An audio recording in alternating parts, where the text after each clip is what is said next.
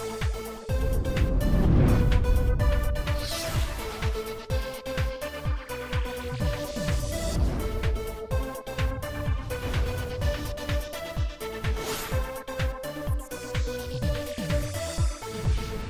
feel a little bit like a prop comic, but I am the one speaker that has something. So the first, maybe if I could put the first slide up, or no, I guess I have the clicker, right? I can do that myself. See the next slide.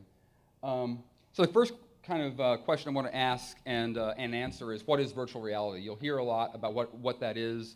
The term has been around for a long time. It's manipulated a little bit to represent everything from implants and, the Matrix. We all are familiar with that movie, where some neural interface connects us directly into a virtual space that we can't tell the difference of. And that is potentially somewhere in the future. But we're talking about. I'm going to talk about what I think is more likely in the Bill Gates 10-year kind of transformative lifetime, and this is kind of what it looks like today. It'll evolve pretty quickly, and I think it has a real relevance to museums. So that's why I was excited to come and give you some of my experiences with how I've seen virtual reality being used, and kind of where I think some of the things are going to change. So one of the things that makes virtual reality different than I think a lot of other technologies is that it's been around for a long time. The concept is at some level fairly straightforward. You have a display system that is as close to the eye as possible, and essentially, and you have some sensors that can tell where you're looking, and then you're seeing a display that that essentially maps into a full 360. So wherever I look, wherever I choose to look, there's something represented in that scene, and that's essentially the concept behind it. Now, in the past, it used to look like this. So you have some crazy contraption on your head. It was heavy. These used to live in university labs or corporate design studios for millions of dollars. And for for instance, if you're going to make a car and you want to make a prototype of what it looks like, it turns out that couple $1 million is cheaper to do in virtual reality than it is to actually build a sculpted model at full size and have people be able to look at it. And so in some ways, it worked well for them. The thing that makes it unusual now is that it's available for much less money. So I'm going to talk about a couple of the affordances that virtual reality enables people to do. One is, this is called telepresence. So the idea is that when I'm in the virtual environment, and I should also mention that at the break or at the conclusion of the forum, I'll have this at the table. If you want to get a sense of what that looks like, you can come over and take a look at it for a few seconds or minutes. But essentially, when you're in the virtual environment, if done well, you feel more connected to that environment than your physical environment. And so that's basically putting yourself into a scene. So it's sort of, if you remember Star Trek: The Holodeck, that was kind of you were in that other environment. There's another case. It's called essentially where it's social presence. So the idea is that kind of riffing off an earlier conversation about why aren't we all Skyping in here or have digital representations of ourselves talking to each other. This is the most extreme version of that, because it turns out a lot of research has been done to show that even things like making the displays such that it's human scale makes in video conferencing makes it much more believable as the person being there. Or if you look the person in the eye that you're looking at, which is very difficult to do with a laptop video conferencing.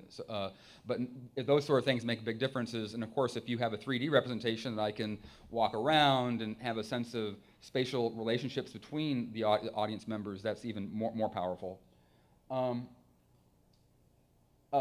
So one of the things about virtual reality that I think is really exciting is that the technology vectors of where it's going are really well understood. I mean, I think unlike a lot of other kind of emerging technologies, because virtual reality has come out of this academic background and research, the directions that they've already blazed the trail, and essentially these companies that are trying to bring this to market are ones that are trying to do all those things cheaper, faster, better, more reliably, to turn it from technology into from technology that doesn't things that don't work into something that actually works. And of course, for those of us who've lived in museums, things working in the museum are pretty important to our visitors. So it's important to get there. So the things, these are all kind of what I would just say are vectors of how the technology is trying to, engineering is trying to resolve some of these issues. One is increased resolution. The initial inexpensive new generation of VR essentially were a smartphone attached to your head with a cardboard thing around it that uses the internal sensors of the smartphone to decide where it's looking, and then the display system on the smartphone as a display system with two lenses in front, one for each eye, to give you wider fields of view. Because it turns out wide fields of view are one of the things that help us to appreciate, even though we have much more concentrated information, a lot more bandwidth coming from the center of where our eyes look. The peripheries are part of the whole environmental sense, and that feeling of presence is missing if you only have the central part. So go back to the slide. Latency. That's when I move when I'm in the headset and I move my head from here to there. In real life, when I do this, I don't see the room kind of slowly go over there. Just when I move my head, it's there, ready to go. And and when that latency becomes apparent, it induces a thing called either virtual reality sickness or it's analogous to motion sickness.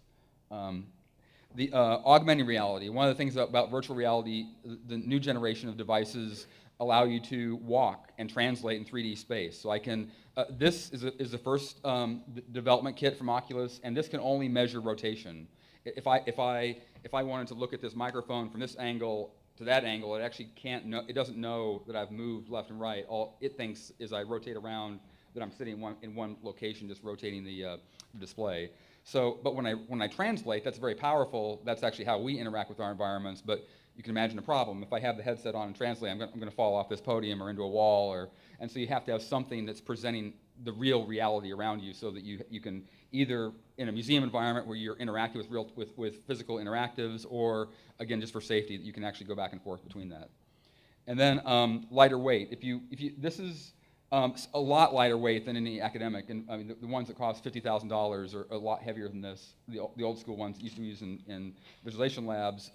But obviously, if you told a person your job is going to have to be wearing this 8 hours a day, that's going to be a problem given its weight. But if we can get it down lighter, it's going to be helpful, or enable certain things to happen in museums, especially. Social and collaborative experiences. Right now, this is a single-person experience is amazing, and I can show you some examples of that right now. But you want this to be, and for museum environments, I think especially, these have to be collaborative. You have to be having multiple people kind of beamed into some virtual environment, all experiencing things together. Or you can, I'll kind of talk about some use cases in that. But the technology to make that happen is one of the things that are driving. And the last thing they're driving is cost, of course. So. Facebook, and a lot of this is driven by, and if you want to, I can give you a little bit of after the forum, I can give you some discussion about some cost stuff that I actually have some personal experience with Oculus, the company, but Facebook acquired Oculus in March, and of course they want this to be in everybody's home. The exact reason is they're kind of keeping under the hood, but it's obviously going to be social. It's obviously going to be broad-reaching. It's not going to be a research project. They're doing it for the masses, and so museums can really can leverage that. And we have the ingredients. I think that again, what makes this technology. And I've been in a little background for myself. I've been a PhD astronomer. I've worked as running a programming group for radio astronomy software in University of Illinois in Champaign-Urbana. I moved to Adler, Northwestern as a joint position for the past 13 years, and now I work with Microsoft Research in Northwestern. So I have a broad kind of the tea of learning, goes deep in radio astronomy, and is my thing I know a lot of that nobody else does. But there's a lot of things that me and a lot of other people know very little, and virtual reality is one of those things. But I have experience in using it. But one of the things that has been amazing, I used to work at NCSA at Champaign-Urbana. They have a huge amount of visualization technology there. And I've talked to people who are doing visualization research for decades. And so we have this kind of buildup of all this research information about how virtual reality really works. So we're not starting the ground at ground zero. Unlike when I first started the Adler, we were one of the first full-dome video planetarium in the country, in the world. And there was no experience in that. There were experience in Starball projectors, and there were experience in Omnimax and IMAX for the biggest format, but it's not the same thing as a spherical immersive environment. So we never have the idea of having a frame gives you a visual metaphor of storytelling that everybody just takes for granted. We're not taught it, But if you take, you can decompose go to any YouTube video or TV show, you'll see that the producer and cinematographer do certain things using the frame to bring in story elements, take out story elements that in a dome you can't do. But we have now 15 years of having people who experience production in that environment. So there's a cadre of people who know how to do dome production. There's a cadre, and there's this background of visualization research from the academic sides of things. And if we could put the slides back on. There's also, from the game development, there's a lot of experience on how to create experiences that if you go to any task-based game, Titanfall or World of Warcraft, you have a task you have to get to. There are certain things you have to do along the way, but they don't want just to follow exactly a bread trail, and then you get to a certain point and you click 5 times left button, right time. You have to explore the environment and feel comfortable with it, a part of it on your own. So free exploration has to be merged with a guided experience. You want them to get to the point where they're getting to the monster or accomplishing some task. And so balancing free exploration with a guiding principle in gameplay is exactly what we do in museums, where you want them to learn something, but you want them to learn it in the pathway that makes sense for them. And so again, in the virtual reality space, they've already had to worry about in gameplay about how to give people enough control to feel like they're in this amazing space that goes on forever, but not give them so much control that they get lost the moment they step away from off the yellow brick road. And then the final thing that I think is also an ingredient that exists today is this idea of massively multiplayer gaming that is already built into most new high-end games. That people working collaboratively in an environment to do task-based problem solving is something that's happening today. So I think all the ingredients are there to create amazing museum experiences by bringing these people together. And then the other thing about this is that we can leverage Facebook and the companies that are investing a lot of money into the hardware and the software and so forth. Primarily, one of the things I'm excited about this acquisition and the fact that big people are putting real dollars behind this is the fact that they're going to solve a problem that we had at the Adler. So I was in charge of this project to renovate our Adler Dome, which is the oldest dome in the Western planetarium dome in the Western Hemisphere. And we built this amazing system with 20 projectors. Or these ultimate black levels, super high resolution. But whenever we're talking to our marketing people, how do we communicate that? There was just like, well, is there a word like IMAX we can use? Well, it's not IMAX. It's not a branded thing. We don't have any precedent for it. We're the first and only one in the world that has this combination of all those characteristics. And we had no way, and so a lot of words went into it. A picture can't do it because it's an experience, you have to be there. And virtual reality, if it were up to any museum to communicate what virtual reality would be, you'd spend 90% of your budget on the marketing and almost nothing on the production, because it would take so much effort to let people know. But Facebook is going to solve this problem for us, right? They're going to tell everybody why they have to have these in their homes, and they're going to do that marketing thing. They're going to let people know what virtual reality is. So we don't have to do that. We can just ride that wave that is going to happen because of that. And then if we put the slide back up, and there's also the technical issues that I mentioned about resolution and latency and all that stuff. Those are things that they're going to solve again without us. So I think that we as kind of technology users can be aware that this stuff is happening, driven by other larger corporate companies than any of us work for, and that this is happening, and we can just kind of ride the wave if we're smart. And so some ideas of new experiences and I come from the planetarium background, even though Adler has a museum. My head is sort of in a dome, so and I'm an astronomer, so it's definitely in the sky. So that's the way I kind of think about it. So one thing is, I created this show as a part of this. So I should say the software that we use is from Microsoft Research called Worldwide Telescope, and it was just amazingly well paired to connect with the virtual reality, because we already had sensors to detect 6 degree of freedom control, which is with a game controller, like an Xbox controller, and essentially when you move your head, that you're doing the same sort of motions. And then we have stereoscopic vision with adjustable cameras, which is what you need to do the visuals. So we got this working very quickly in Worldwide Telescope, but Worldwide Telescope drives front-facing screens like on laptops. It actually can run on my mobile phone with a responsive design website. and then it also can be used in a multi-projector dome situation. So the Adler Planetarium has 20 projectors. They're all coordinated in Chicago that use Worldwide Telescope. The Morrison Planetarium at the California Academy of Sciences is a 6-channel system that similarly uses it. And it can be used in a single, like a high school planetarium projector that has a single fisheye in multiple ways. But the idea is that even the cheapest of those solutions is an order of magnitude more expensive than this. And so you can create a non-dome experience, a dome-like experience. And another thing I'll just say as a point of, and I know when I show this to people, they all know me and they know I created the show, so they had to say yes. But I ask kind of informally, I show this, I take this to wherever I go. I take the Oculus with my tours to bars, I take it to, when I travel, I show it to friends. And a few drinks will certainly skew the results. This isn't scientific. But when I say, how does this compare to a planetarium experience, they all said it was better. Because it's 360, because they have control of where they see.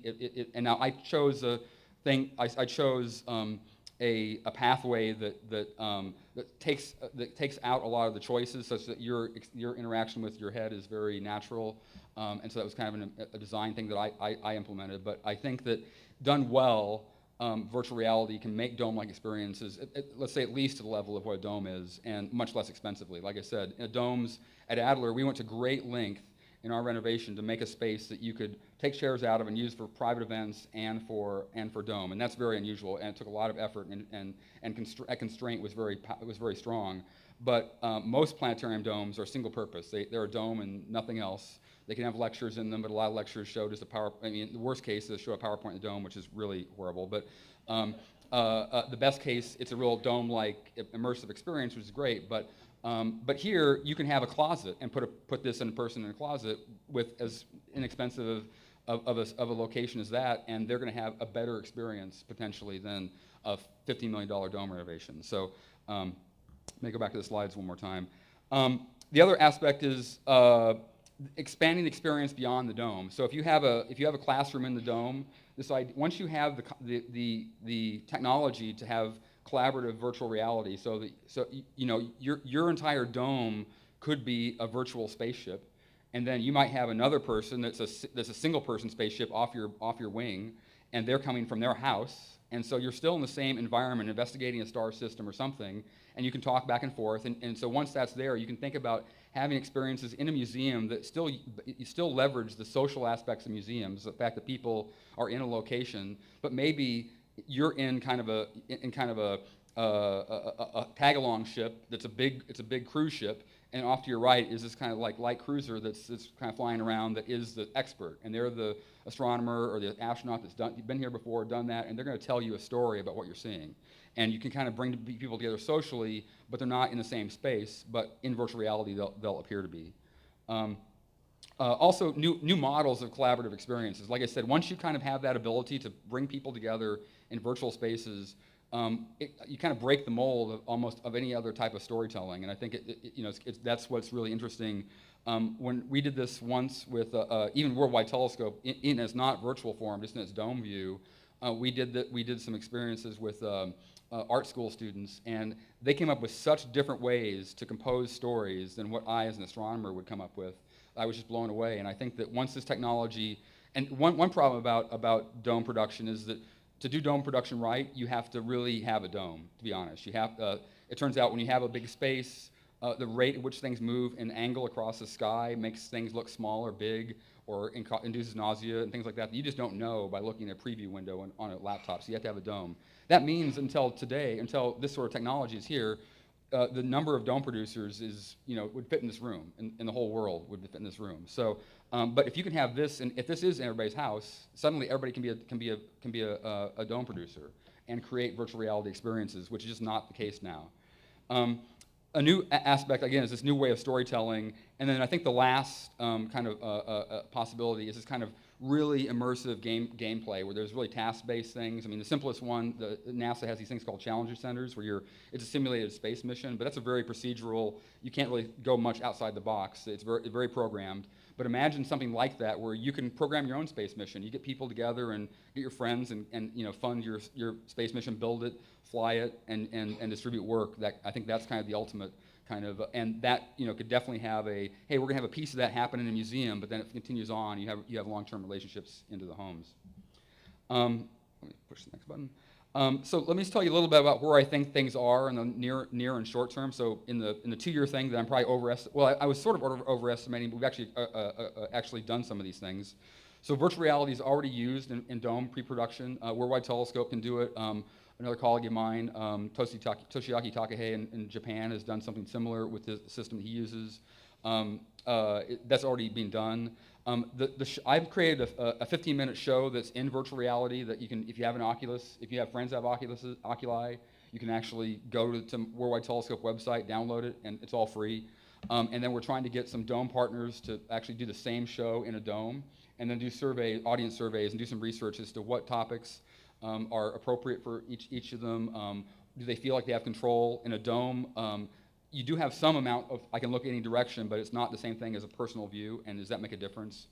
I think it does, but you really need to get audience research to find out.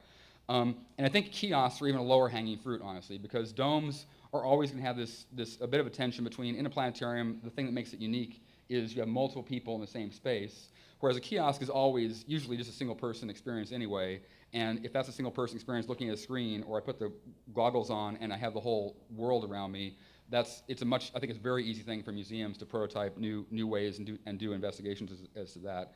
And so again, we have a VR show for Dome and VR, and I'm actually looking at making a kiosk version of the same thing, which will allow people to kind of choose places to go and then get some feedback as to, do you want to see that on a flat screen, or do you want to see it in virtual reality? Then I think next year the idea is if collaboration can come into play, and you can have like a Kinect sensor looking at me. When I'm in a virtual environment, it'll track my skeleton. I can have a virtual space suit avatar mapped over my virtual skeleton, and I can be interacting with other people that have their own avatars recreated, but in very natural motions. And then the last one, I think it's going to be this kind of more collaborative gameplay really requires probably a fairly large team building, trying to get synergies between the gamers, the game developers, the Dome people, the VR experts, and doing that. So I should say that we had an opportunity. Some of this was sparked. We were invited to give an exhibit at TED in Vancouver this year, and so we set up this kind of prototype of the system with Worldwide Telescope and Oculus at TED, and we had one of the great pleasures of that conference. We had Chris Hadfield, who many of you know is a really great space communicator. He was a Canadian who was a commander of the space station for 7 months, and he was famous for doing David Bowie rock song guitar in space. And he went through the experience, and he said, yeah, well, this is exactly what we do in NASA. We don't have as much freedom as you guys do because they're doing very specific task-based training, but this is exactly what they do, and at much higher cost, right? They're doing this on multi-million-dollar systems, and he was really impressed by the ability to have that feeling. He did point out some problems, like the fact that on the Soyuz modules that were attached to the space station, they actually are labeled Progress, which is not Soyuz. Progress are the unmanned ones, but only he would know that. But it was good to get the feedback. And so because of that, we created this Impacts Tour. Again, that's the name of the show that I created. And again, if anyone wants to look at it, we can take a look at it at the break. So just a couple things I think the museum should be thinking about as kind of threats and opportunities as kind of created by this emerging technology. One is, if these experiences are so powerful, either a walk through an art gallery, if you could make that, once these things get to, right now the resolution is one of the biggest things, but it's totally a solvable technical problem. But if this were human acuity resolution, I would have almost an indistinguishable experience of walking through an art gallery, right? Especially if there are virtual guides and docents in there, it could be very powerful. Why come to a museum? I think you have to kind of have that in the back of your mind as you think about technology.